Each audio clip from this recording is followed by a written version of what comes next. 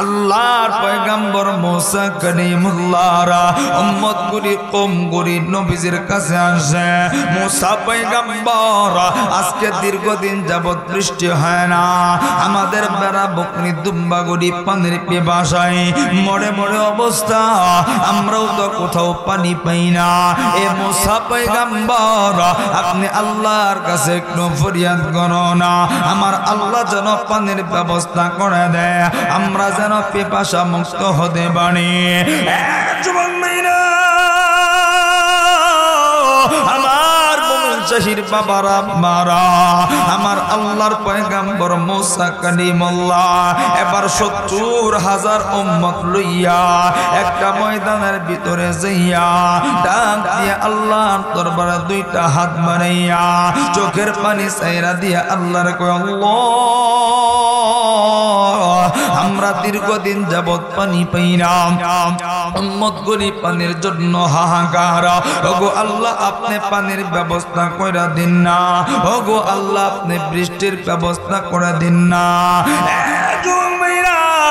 আল্লাহর পয়গম্বর মুসা কালিমুল্লাহ এইভাবে উম্মতকে নিয়ে দুইটা হাত আসমানের দিকে বাড়াইয়া এ বন্ধু দীর্ঘ সময় কান্না করে কিন্তু কোনোভাবেই কান্না মোনাজাত কবুল হয় না আমার মুসা পয়গম্বরের কাছে ওহী আসে না আল্লাহর পক্ষ থেকে বৃষ্টি আসে না মুসা পয়গম্বর বড় চিন্তিত হয়ে গেছেন পেরেশান হয়ে গেছেন এক পর্যায়ে আমার আল্লাহ ডাক দিয়া মুসার ডাক দিয়া কই মুসা আমি এই মুহূর্তে বৃষ্টি দেব না এই মজলিসের ভিতরে একটা গুনাহগার আছে যে ৪০টা বছর ধরে আমার নাফরমানি গনে মুসা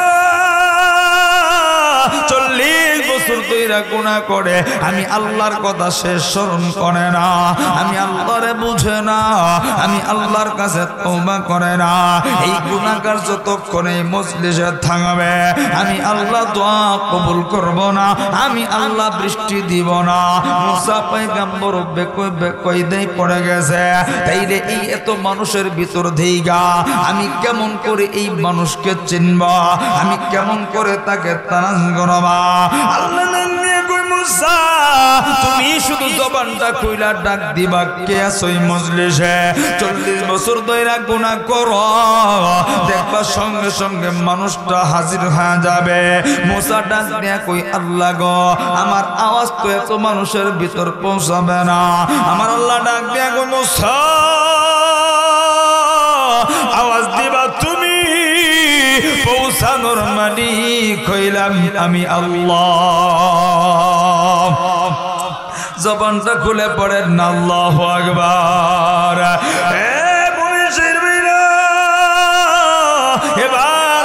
পয়গম্বর মুসা কালিমুল্লাহ এই বন্ধু একটা চিৎকার মাইরা ডাক দিয়া কই কে আছো এই মজলিসের ভিতরে ৪০টা বছর ধরে নাফরমানি করো ৪০ বছর ধরে তুমি গুনাহ করো একটু হাত উঠাও তোমার জন্য আল্লাহ দোয়া কবুল করে না তোমার জন্য বাচ্চারা পানি পায় না পশু পাখি পানি পায় না পুরা মজলিসটা কেমন যেন থমথমে অবস্থা আরে এমন এত বড় পাপী কে যার জন্য আমার আল্লাহ পানি দেয় না এ বন্ধু একজন আরেকজনের দিকে তাকায় দেখে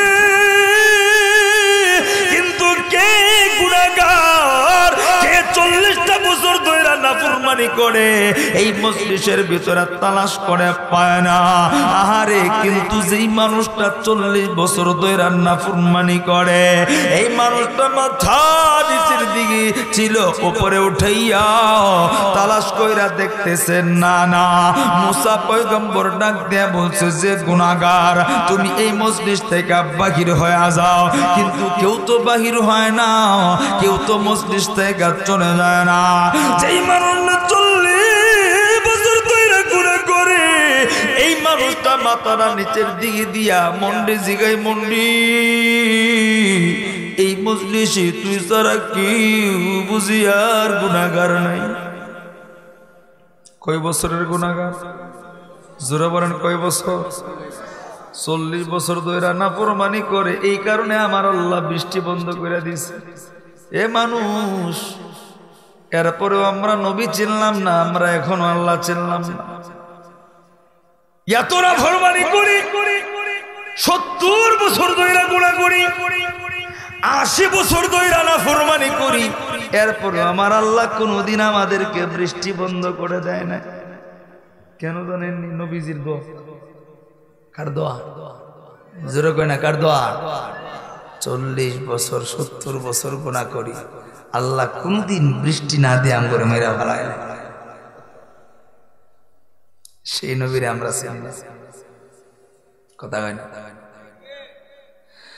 রাহমাতাল লিল আলামিন নবী, রাহমাতাল লিল আলামিন নবী, কোরআনে প্রমাণ, উম্মত বিনে কে বুঝিবে আমার দয়ার নবীর শান, উম্মত বিনে কে বুঝিবে আমার দয়ার নবীর শান। রাহমাতাল লিল আলামিন নবী, কোরআনে প্রমাণ, উম্মত বিনে কে বুঝিবে আমার দয়ার নবীর শান, উম্মত বিনে কে বুঝিবে আমার দয়ার নবীর শান। নবী আমার মদিনার বুলবুল, আমার আল্লাহ প্রেম করিয়া নামটি দিলেন মুহাম্মদ রাসূল। সেই নবীকে ভুল বুঝিলে, সেই নবীকে ভুল বুঝিলে পাইব না জান্নাত। উম্মত বিনে কে বুঝিবে আমার দয়ার নবীর শান, উম্মত বিনে কে বুঝিবে আমার দয়ার নবীর শান। রাহমাতাল লিল আলামিন নবী, রাহমাতাল লিল আলামিন নবী, কোরআনে প্রমাণ, উম্মত বিনে কে বুঝিবে আমার দয়ার নবীর শান। সূরা বলেন মারহাবা, আওয়াজ দেয়া বলেন আল্লাহু আকবার। সেই নবীর উসিলায় আল্লাহ আমাদেরকে বৃষ্টি বন্ধ করে না, রিজিক বন্ধ করে না। কিন্তু ওই জামানায় মাত্র 40 বছর গুনাহ করছে। কয় বছর? আল্লাহ বৃষ্টি বন্ধ করে দিছে। কিন্তু আমাদের তো গুনার কোনো হিসাবই নেই। না হিসাব আছে? লিমিট আছে? আমরা মানুষ এতটা ব্যাখ্যা। আমি হুজুর দুনিয়ার পিছনে, আপনি দুনিয়ার পিছনে, দিন রাত মিলাই আমার আল্লাহ 24টা ঘন্টা সময় দিয়েছে। 24টা ঘন্টার ভিতরে অক্সিজেনটা আল্লাহ ফ্রি করে দিছে, জমিনটা আল্লাহ ফ্রি করে দিছে, পানিটা আল্লাহ ফ্রি করে দিছে, সূর্যের আলোটা আল্লাহ ফ্রি করে দিছে, চন্দ্রটা আল্লাহ ফ্রি করে দিছে, আমার আপনার চক্ষু দুইটা আল্লাহ ফ্রিতে দিছে, হাতটা আল্লাহ সুস্থ রাখছে। এত নিয়ামত 24 ঘন্টার ভিতর দেওয়ার, 24 ঘন্টার ভিতরে আমার আল্লাহ এত নিয়ামতের ভিতরে আমার আপনার ডুবায় রাখছে। এরপরেও আমরা মুসলমান না ফরমান মানুষ। আল্লাহ দিন রাত মিলাইয়া 24 ঘন্টার ভিতরে 5 বার আল্লাহ ডাক দেয়। 5 বার আল্লাহর দরবারে হাজিরা দিতে সর্বোচ্চ সময় লাগে 1 ঘন্টা। 5 ওয়াক্ত নামাজ পড়লে সর্বোচ্চ সময় লাগে কয় ঘন্টা? আমরা দিতে রাজি নেই, আমরা দিতে রাজি নাই, কিন্তু জান্নাতের লেগে খাড়াই রইছি। জান্নাতে যাবো বলি বেটা, নামাজ ছাড়া জান্নাতে যাওয়া যাবে? জোরে করে, নামাজ ছাড়া জান্নাতে যাওয়া যাবে? যদি বড় ফির হয় কেউ নামাজ পড়ে না, সারা দুনিয়াটা সব মসজিদ বানাই দিছে, হ্যাঁ, কিন্তু হ্যাঁ নামাজ পড়ে না, লাভ আছে? কেমন করে ঘুমাও তুমি, কেমন করে ঘুমাও তুমি, ফজর করে কাজা, এমনও তো হতে পারে জোহরে জানাজা তোমার, এমনও তো হতে পারে জোহরি জানাজা। কেমন করে ঘুমাও তুমি, কেমন করে ঘুমাও তুমি, ফজর করে কাজা। এমনও তো হতে পারে জোহরি জানাজা তোমার, এমনও তো হতে পারে জোহরি জানাজা। মুসলিম হয় না জন্ম নিলেই মুসলমানের ঘরে, কাফের মুমিন তফাৎটা হয় সালাতের উপরে। মুসলিম হয় না জন্ম নিলে মুসলমানের ঘরে, কাফের মুমিন তফাৎটা হয় সালাতের উপরে। এই জীবনে নামাজ যেন, এই জীবনে নামাজ যেন হয় না কবু কাজা। এমনও তো হতে পারে জোহরি জানাজা তোমার, এমনও তো হতে পারে জোহরি জানাজা। কথা ঠিক কিনা? নামাজ পড়বো ইনশাল্লাহ, রমজান মাস সামনে, গনিমত মনে করব। অনেকে নামাজ পড়ে কিন্তু সূরা ফাতিহা পড়ে না। ওই কি এই জন্যই তো দেখবেন নামাজ পড়ে গুনাহ থেকে বাঁচতে পারে না। কেন? ইন্নাস সালাতা তানহা আনিল ফাহশাই ওয়াল মুনকার। নামাজ মানুষকে গুনাহ থেকে, অশ্লীল কাজ থেকে বাঁচায়। কিন্তু চাচাই নামাজ পড়ে কিন্তু গুনাহ থেকে বাঁচতে পারে না। তার মানে কি তার নামাজ সঠিক হয়? হইব কেমনে? নামাজ তো 70 বছর ধরে পড়েন, কিন্তু কোনোদিন কি ইমাম সাহেব জিজ্ঞাসেন যে হুজুর দেখেন তো আমি যে এই দিয়ে নামাজ পড়ে আমারটা ঠিক আছে কিনা? জিজ্ঞাসেন? জিজ্ঞান না। কেন? কই লজ্জা লাগে। আরে কবরে যখন মার ধরাবো তখন লজ্জা যাইব।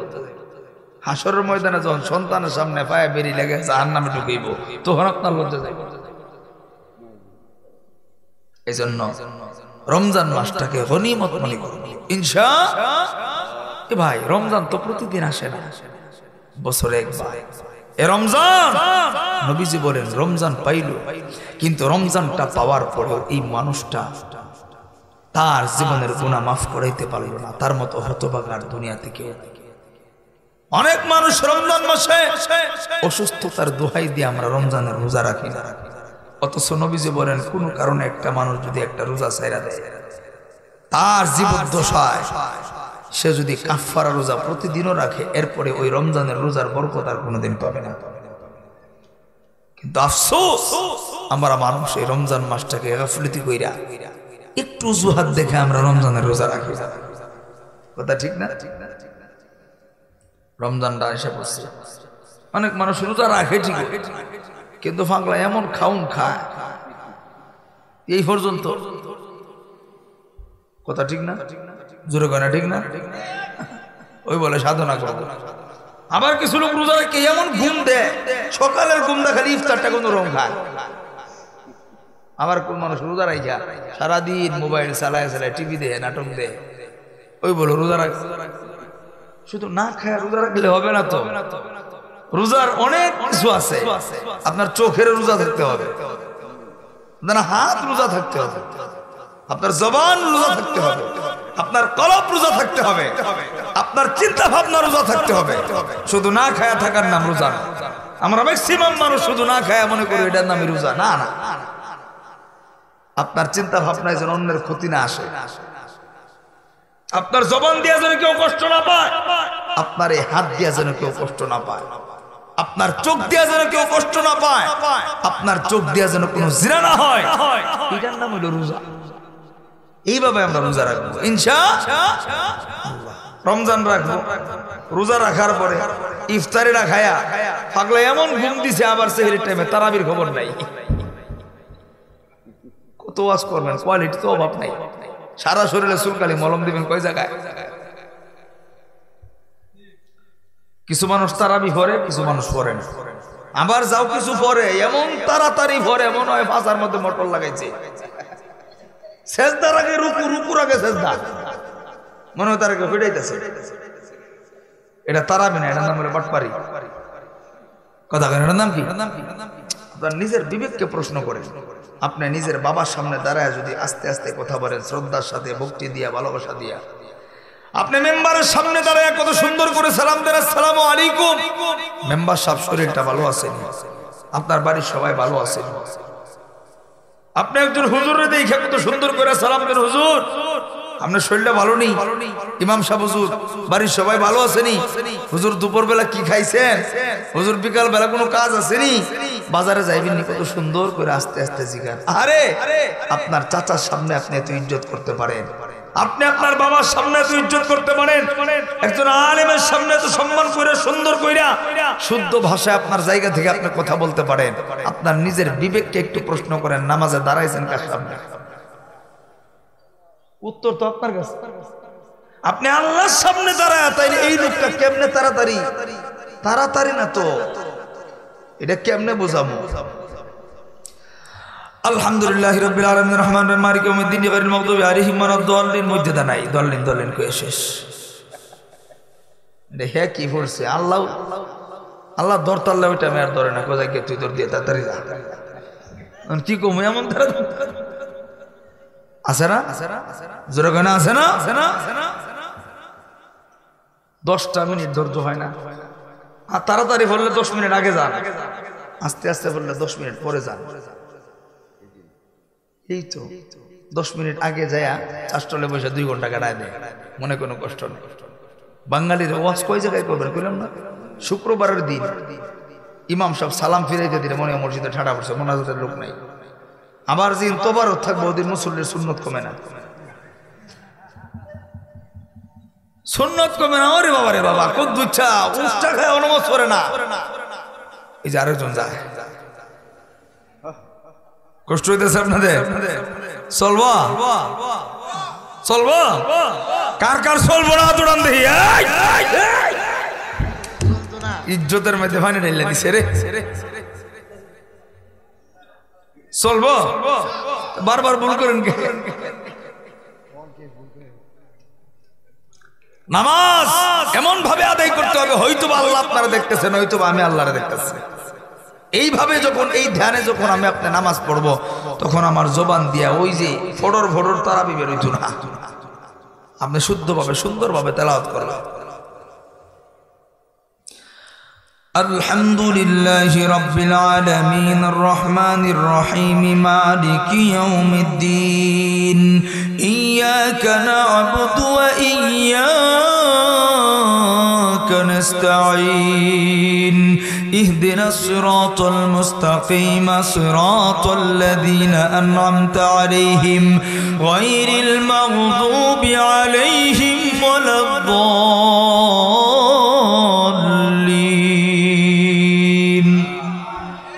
আমিও তো তাড়াতাড়ি পড়ছি, ভালো লাগছে না? যে হাফেজ সাহেব তাড়াতাড়ি পড়বো, এটা বাদ দিবেন, কারণ এটা ইয়াদ নাই, বুঝেন? আর যে আস্তে আস্তে পড়তে পারবো মনে করবেন তার ইয়াদ আছে, এটারও দরকার। ইন্টারভিউ যখন নেবেন তখন এই সিস্টেমে নেবেন ইনশাআল্লাহ। রমজান মাসটা বড় গনিমতের মাস। রমজান মাস আমাদের সামনে।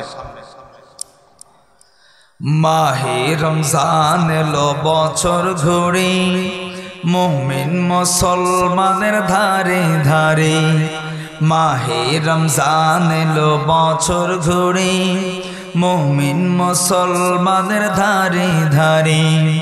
রহমতেরি বাণী নিয়ে, মাগফিরাতের পয়গাম নিয়ে, রহমতেরি বাণী নিয়ে, মাগফিরাতের পয়গাম নিয়ে এলো সবার মাঝে আবার ফিরে। মাহে রমজান এলো বছর ঘুরে, মুমিন মুসলমানের ধারে ধারে। মাহে রমজান এলো বছর ঘুরে, মুমিন মুসলমানের ধারে ধারে। গুনাহ মাফের এই তো সুযোগ, আল্লাহর প্রিয় হওয়ার এই তো সুযোগ, গুনাহ মাফের এই তো সুযোগ, আল্লাহর প্রিয় হওয়ার এই তো সুযোগ। এই সুযোগে নাও গো তুমি, এই সুযোগে নাও গো তুমি, আল্লাহর রঙে জীবন রঙিন করে। মাহে রমজান এলো বছর ঘুরে, মুমিন মুসলমানের ধারে ধারে। মাহে রমজান এলো বছর ঘুরে, মুমিন মুসলমানের ধারে ধারে। পাপি তাপি আইরে ছুটে, আল্লাহর রহম তোরা নেই রে লুটে। পাপি তাপি আইরে ছুটে, আল্লাহর রহম তোরা নেই রে লুটে। পাহাড় সমান পাপের বোঝা, পাহাড় সমান পাপের বোঝা, দেবেন রহিম সবই ক্ষমা করে। মাহে রমজান এলো বছর ঘুরে, মুমিন মুসলমানের ধারে ধারে। মাহে রমজান এলো বছর ঘুরে, মুমিন মুসলমানের ধারে ধারে। রহমতেরি বাণী নিয়ে, মাগফিরাতের পয়গাম নিয়ে, রহমতেরি বাণী নিয়ে, মাগফিরাতের পয়গাম নিয়ে, এলো সবার মাঝে আবার ফিরে। মাহে রমজান এলো বছর ঘুরে, মুমিন মুসলমানের ধারে ধারে। মাহে রমজান এলো বছর ঘুরে, মুমিন মুসলমানের ধারে ধারে। যেরকম মারহাবা। রমজান মাস কাছে, রোজা রাখবো তো ইনশাআল্লাহ। আল্লাহ রমজান মাসকে 3টা নিয়ামতে ভরপুর করছেন। 1 নাম্বার রহমত, মাগফিরাত, নাজাত। অন্য আর কোন মাস, যেরকম আর কোন মাস? তাহলে রমজান মাসের দাম কম না বেশি? কোরআন নাজিল হয়েছে কোন মাসে? 1 রাকাত নামাজ পড়লে 70 রাকাতের সওয়াব হয় কোন মাসে? 1 টাকা দান করলে 70 টাকার সমপরিমাণ নেকি হয় কোন মাসে? শয়তান বন্দী থাকে কোন মাসে? কবর আযাব বন্ধ থাকে কোন মাসে? রহমত নাজিল হয় কোন মাসে? মাগফিরাত হয় কোন মাসে? নাজাত দেয় কোন মাসে? ইয়ার চাইতে বরকতপূর্ণ মাস কি আরো আছে? কিন্তু কপাল পোড়া, আমরা অনেকেই কপাল পোড়া। রমজান মাসে বউর পর্দা নাই, দোকানে পর্দা লাগাইছে, আছে না? এদিকে নাই, নামদারের মানুষ খুব বালা, এটা সারা বাংলাদেশে বেহেই জানে। হ্যাঁ, খুব বুজুর্গ। ট্রেনে যদি ভাড়া বেশি চায় তাহলে যাত্রীরা ভিক্ষা মারে, ওই যে কন্ট্রাক্টরে ভিক্ষা মারে বলে, এমন ঘটনা শুনছি। এখন ভালো হয়ে গেছে, আগে আছে ঠিক না? এই একসময় খুব গফরগাঁও, ত্রিশাল, নান্দাইল, এর নাম শুনলে কোন রকম মানুষ প্রসাব করে দিছে, ঠিক না মুরব্বীরা? ঠিক না? এখন সভ্য হয়ে গেছে। এখন নান্দাইল, গফরগাঁও, ত্রিশাল অনেক উলামায়ে কেরাম, অনেক মাদ্রাসা, অনেক মসজিদ, তবলিগের লাইনে অনেক। আল্লাহ কবুল করো, বলেন আমিন। সরমনায় উজানি, এখন অনেক পরিবর্তন। যাই হোক, যেই কথা বলতেছিলাম, অনেক রাত্র হয়ে গেছে। গুনাহ হয়ে গেলে মাফ চাইবো কার কাছে? 70 বছর ধরে আমরা গুনাহ করি। আল্লাহ আমাদের কোনোদিন বৃষ্টি বন্ধ করে দেয় না, খাবার বন্ধ করে দেয় না। মুসা পয়গম্বরের ওই সময় আল্লাহ ডাক দিয়া কই, মুসা, এই মজলিসের ভিতরে তুমি যাদেরকে নিয়ে হাত উঠাইছো, এর ভিতরে একটা নাফরমান আছে যারা 40 বছর ধরে গুনাহ করে কিন্তু মাফ চায় না, তওবা করে না। এই যদি এই মজলিস থেকে বার হয়ে যায় তাহলে আমি আল্লাহ দোয়া কবুল করবো এই মজলিসের ভিতরে, এখনই আমি বৃষ্টি দিয়ে দিব। মুসা ডাক দেয়, আল্লাহ এটা কেমনে সম্ভব? আমি এই বেটারে খুঁজে পাবো কই? এত এত মানুষ, 70,000 মানুষের ভিতর থেকে কেডাই 40 বছর ধরে পাপ করে, এটা আমি কেমনে কব? মুসা, তোমার কিছু কোন লাগতো না? তুমি খালি একটা আওয়াজ দেও, কে আসো না ফরমান 40 বছর ধরে না ফরমানি করে যাও, এই মজলিস থেকে এক করে তুমি বের হয়ে যাও, তোমার জন্য এখানে কেউ পানি পাচ্ছে না, বৃষ্টি হচ্ছে না, তুমি আওয়াজ দেও। মুসা ডাক দিয়ে আল্লাহ আপনি কি কোন এটা এত্তরি মানুষের ভিতরে আমি আওয়াজ দিলে এই আওয়াজ কি শেষ পর্যন্ত যাইবনি? আল্লাহ ডাক দিয়ে মুসা রে তুই খালি আওয়াজ দে, বাকিটা পৌঁছানোর দায়িত্ব আমি আল্লাহর। সুবহানাল্লাহ।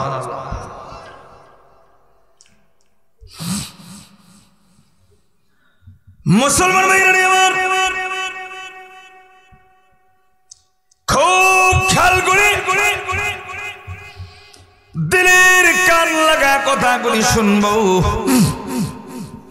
অল্প সময়ের ভিতরে আমি পয়েন্টটা গোছায় নেব, কেউ কোনো দিকে নজর দিব না।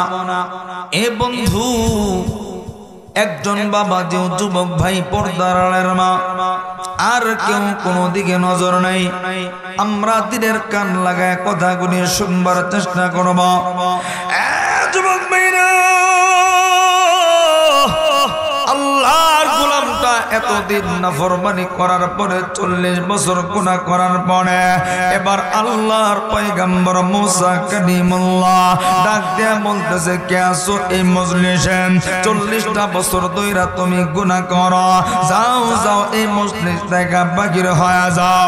এ মুমিন নন্দনের ভাইরা, এই আওয়াজটা যখন দিল সবাই যার যার দিক থেকে ডান বাম তাকায় দেখে, একজন মানুষও তো বাহির হয় না। কিন্তু সত্যিকার অর্থে সেই মানুষটা 40 বছর ধরে গুনাহ করে, এই মানুষটার আর বোঝার বাকি রইল না। এই মজলিসে আমার মতো নাফরমান কেউ নাই, আমার মতো গুনাহগার বুঝি কেউ নেই।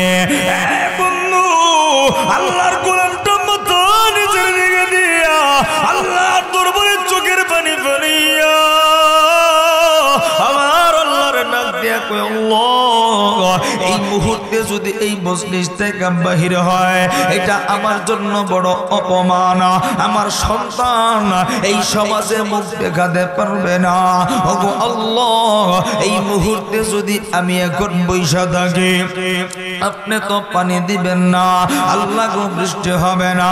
ওগো আরশের মালিক, এই মুহূর্তে আমি কোথায় যাইব, কি করব?